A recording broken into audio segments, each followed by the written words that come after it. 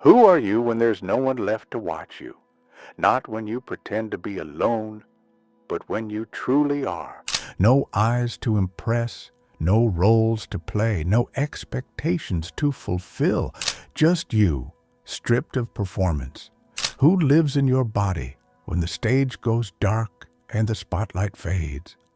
But more haunting still, is that version of you in solitude your true self? Or merely a dormant silhouette sculpted unconsciously by years of borrowed expectations, inherited fears, silent conditioning, and masks worn so long they've fused with your skin? We like to believe we are free, yet most of what we call choice is a quiet obedience to voices we no longer recognize. Cultural scripts, childhood imprints, the slow, almost imperceptible shaping of the soul by the hands of others. Carl Jung once wrote, "Until you make the unconscious conscious, it will direct your life and you will call it fate." And how deeply true that rings. How many times have you caught yourself acting in ways that contradict your essence, pursuing things that don't fulfill you, defending values you never chose, wearing costumes that itch beneath the skin?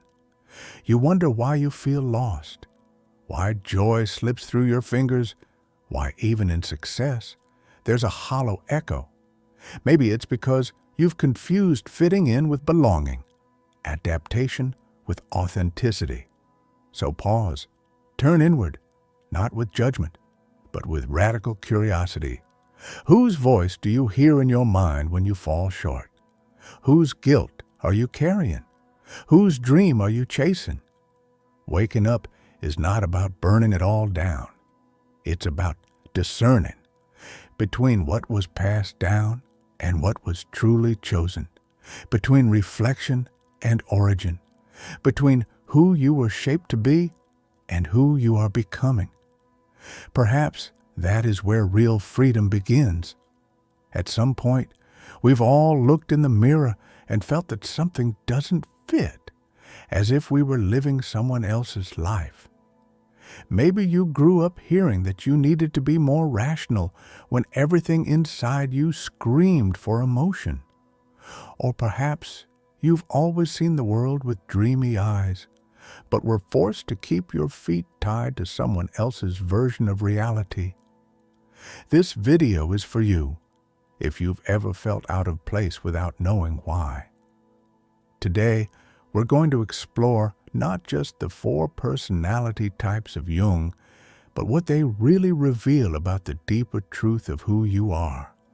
And maybe, for the first time, you'll begin to understand why certain decisions drain you and others make you feel truly alive. From childhood, we are shaped like clay by the invisible hands of culture, parents, teachers, and by ourselves, trying to be accepted. You're too sensitive. You need to be logical. Stop dreaming so much.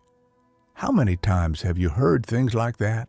And how many of those phrases, without you noticing, became internal walls that limit who you are? Carl Jung believed that most people live under an identity that doesn't belong to them. He wasn't talking about falseness, but conditioning, the kind of silent programming that makes us believe we are a certain way, when in reality, we're just playing a role. Maybe you have a natural impulse to create, imagine, connect abstract ideas, but you're stuck in a job that only demands repetition. Or maybe you have a practical, realistic mind that sees the world clearly, but you spent your life feeling inadequate for not dreaming big. And here's the cruelest part. Society applauds certain ways of being and suppresses others. Being logical is admired. Being sensitive is seen as weakness. But what if it's all the other way around? Jung proposed that each of us operates from very early on with a dominant function, a natural lens through which we perceive and interact with the world. But that lens is rarely respected. Most of the time it's silenced, ridiculed, or simply ignored. And when that happens, a symptom appears that we've all felt to some degree: inner misalignment. That feeling of functioning in the world without enthusiasm, as if life were a constant effort. Decisions that weigh you down, relationships that drain you. But here's a shift in perspective. You weren't born to function. You were born to flow.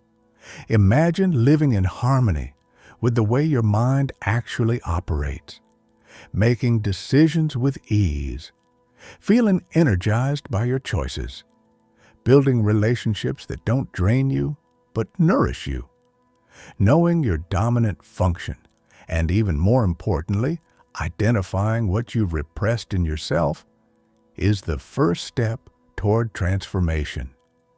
And it's not a journey to change who you are, but to remember who you've always been before the world taught you to forget. Have you ever felt exhausted after a full day of social interactions, even though you were smiling the entire time? Or noticed that when you're alone, your mind comes alive in almost magical ways, but society demands that you be more present? Maybe you've gotten used to thinking that means you're introverted. Or maybe someone has already labeled you as too extroverted because you enjoy high-energy environments. But what if I told you all those definitions are wrong? Carl Jung revolutionized how we understand human behavior by showing that introversion and extroversion have nothing to do with being shy or talkative. The labels pop culture gives us are oversimplifications of something much deeper. For Jung, the real difference lies in the direction of your psychic energy. Introverts direct their energy inward, toward ideas, reflections, inner images. Extroverts focus on the outer world, people, experiences, events. This changes everything. An introvert can be an excellent communicator, a public performer, even a politician, as long as they find time to recharge in silence and introspection. And an extrovert can be quiet, of course, but they need contact, external stimulation to feel alive. The confusion lies in thinking that visible behavior defines who we are. But behavior is just the tip of the iceberg. The human psyche operates on much subtler levels. And if you judge yourself only by what others see, you're leaving out your true essence. Have you ever forced yourself to act in a way that seemed right to others, but felt deeply wrong to you? That feeling of being at a party and feeling like you're wearing a mask, or being alone, yet feeling restless because everything in you is craving interaction. Those are signs that you might be living against your dominant nature. Jung didn't see introversion and extroversion as boxes we're trapped in forever. He saw them as psychic attitudes, tendencies that shape how we exist in the world. And although we all have both, one will always predominate. It's like having a dominant eye. You see with both, but one gives the world more clarity. Now think, how many times have you ignored your dominant attitude because it seemed wrong to the world around you? How many career choices, friendships, or lifestyle decisions have you made trying to fit in instead of expressing yourself? Worse, how many times have you judged someone for being different from you? An introvert might see an extrovert as superficial or restless. An extrovert might judge an introvert as apathetic or disinterested. But those are just projections. Our own difficulty in accepting that there are multiple legitimate ways of living. That understanding changes our relationships, changes our compassion, changes how we see others, and most importantly, how we treat ourselves. And here's the most important point. Introversion and extroversion are just the entrance to the labyrinth. Jung saw these attitudes as portals directing energy inward or outward, and from those portals emerge the four core ways of processing reality: thinking, feeling, sensing, and intuiting. Each person has one of these four functions as dominant. These combine with the introverted or extroverted attitude to form your unique psychological type. So the real question isn't, am I introverted or extroverted? But rather, what is my dominant function and how does it express itself, inwardly or outwardly? You could be an introverted thinker, a silent philosopher breaking down ideas in your mind, or an extroverted thinker, a strategist organizing the world around you. You could be an extroverted intuitive, a visionary inventor always seeking the next big idea, or an introverted intuitive, a mystic perceiving deep patterns no one else sees. See how this opens up a universe of possibilities? Have you ever wondered why certain decisions completely drain you, while others make you feel in flow, like life is finally in sync? That's no coincidence. From the beginning of your life, your mind has operated through a dominant psychological function, a deep, natural way of processing the world that shapes everything: your decisions, your conflicts, your talents, your fears. Jung called it the primary function. But here's the key. Most people never discover theirs, because the world teaches us early on to look outward, to fit in, to meet expectations. So we spend years, sometimes decades, using a lens that isn't ours, forcing a logic that doesn't belong to us, pretending to feel things we don't feel, suppressing an imagination that could set us free. Jung identified four main ways of perceiving and judging reality: thinking, feeling, sensing, and intuiting.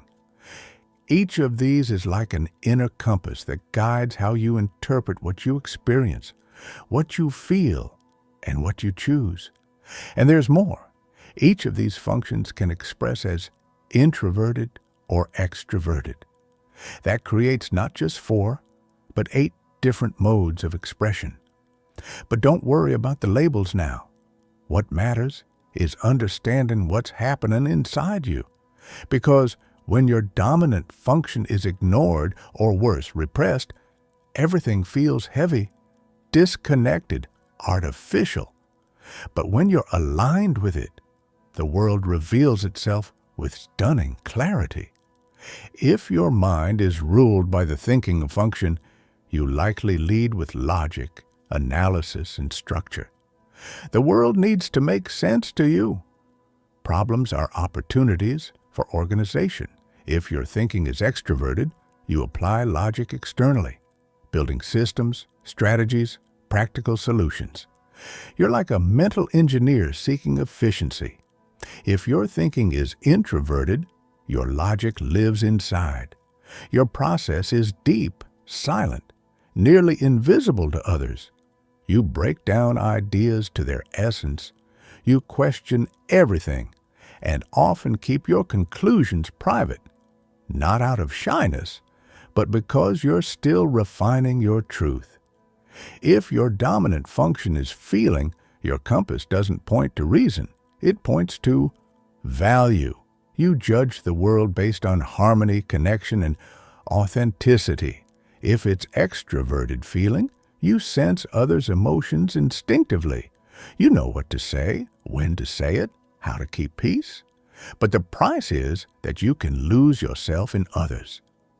Introverted feeling, on the other hand, is quiet and intense. A deep ethical code that no one sees but that guides every decision. It rarely seeks approval. It acts because it feels right, even if no one understands. And that can feel lonely. Someone with dominant sensing lives in the here and now. Everything is real, tangible, sensory. If that sensing is extroverted, the person dives into the world with all 5 senses, active, reactive, grounded. But they may get lost chasing the next stimulus. Introverted sensing is rooted in memory, inner experience, lasting impressions, reliable, stable, but can resist to change, fearing instability. And then there's intuition, the most mysterious. Those who lead with it don't see the world as it is, but as it could be. They live by visions, patterns, connections. Extroverted intuitives overflow with ideas, possibilities, inventions, but risk never finishing anything because there's always a new idea waiting. Introverted intuitives are like a quiet flame. Their insights come suddenly, almost prophetically. They don't explain, they just know. But because it's so internal, they struggle to express it and are often misunderstood. What Jung offers isn't a formula to box us in, but a lens to explore the psyche's complexity. You are not just one function. You have them all, but in a specific order. While your dominant function governs your mind, the inferior function lives in the shadows. It's the one that often sabotages your decisions, emotions, relationships. Have you ever felt like something inside you was undermining your choices, even when everything seemed rational? Ever reacted intensely to small things, as if something within you couldn't be controlled? Jung called this the inferior function, that neglected, repressed, ignored part of your psyche, and it holds your greatest potential for growth. It's like a forgotten child in a dark corner of your soul. It doesn't disappear. It waits to emerge through emotional crises, through dreams, through projections. In it lives everything you avoid feeling: unexpressed anger, denied vulnerability, control, disguised as kindness.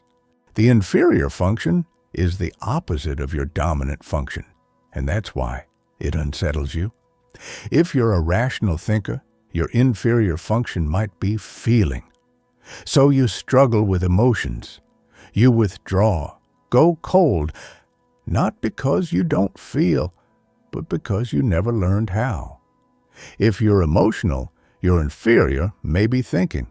You may act impulsively and later wonder why you can't be more logical. If you're practical and sensory, you may avoid long-term thinking. If you're a dreamy intuitive, you might ignore the present, tripping over essential details. The inferior function is always trying to get your attention. Hey, there's a part of you being ignored. And the more you avoid it, the louder it cries. Through anxiety, through outbursts, through silent sabotage.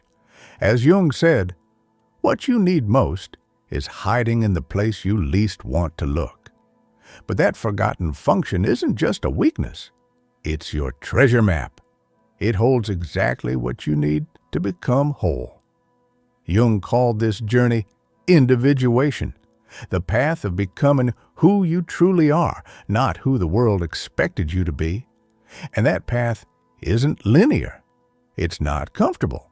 It demands that you face everything you've avoided, that you stop running, that you look in the mirror, not the physical one, but the inner one, the one that reflects the fear of not being enough, the weight of expectations, the hidden desires you haven't dared to name. But when you begin to integrate your shadow, something extraordinary happens. You stop living at war with yourself. You stop judging your emotions as weakness. You start accepting that feeling is also a way of knowing, that rationalizing isn't always avoidance, that imagining isn't escaping, that acting in the present doesn't mean giving up on your dreams. You begin to understand that you don't have to be just one thing, that life isn't a role to play but a story to live fully. Your inferior function, once integrated, stops being a threat and becomes your greatest ally. Silent, a reservoir of strength, wisdom, and balance. The thinker learns to feel. The sensitive learns to think. The practical begins to dream. The dreamer learns to build. And thus, a new version of you is born, not better or worse, but more honest, more connected, more human. Jung believed that this integration was the true purpose of human existence, not to be perfect, not to be successful, but to be authentic, to become who you really are with all your light and all your shadow. He once said, "The privilege of a lifetime is to become who you truly are." And maybe now those words make more sense than ever, because if you've made it this far, something inside you has already begun to awaken,